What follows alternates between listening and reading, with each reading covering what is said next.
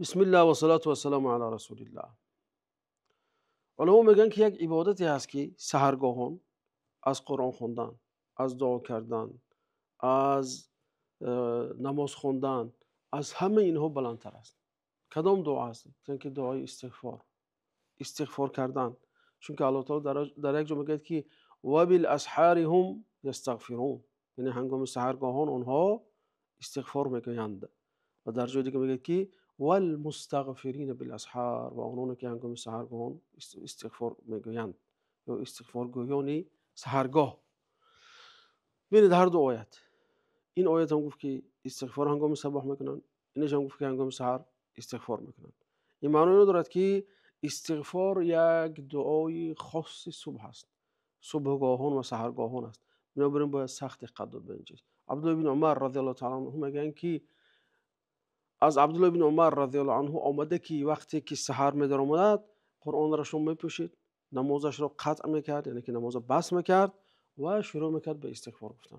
چون که استغفار این اعتراف بنده در نزد الله تعالی هست و بهترین استغفار این همون اونه که مشهور است با سید الاستغفار است که خیلی در حدیث آمده است، میگه که اللهم انت ربی لا اله الا انت خلقتني وانا عبدك وانا على عهدك ووعدك ما استطعت ابوء لك بنعمتك علي وابوء بذنبي فاغفر لي ذنوبي فانه لا يغفر الذنوب الا انت. یعنی معنیش این است که ای الله، تو خدای من هستی، جز تو دیگر معبودی بر حق وجود ندارد. تو مرا آفریدی و من بنده تو هستم و من بر اون عهدی هستم که با تو بستم، یعنی که در عهد توحید، یکتاپرستی، و تا میتوانم در همین راه ثابت قدم میمونم. بعد میگه که اعوذ بک من شر ما صنعت، به تو پناه میطلبم از اون کارهایی که من کردم. ابوء لک بنعمتک علی و ابوء بذنبی، من میگه همه اون نعمتایی که برای من دادی اعتراف دارم، قبول دارم، و اینچنین قبول دارم و اعتراف دارم که من گناهکارم، من خطاکار هستم.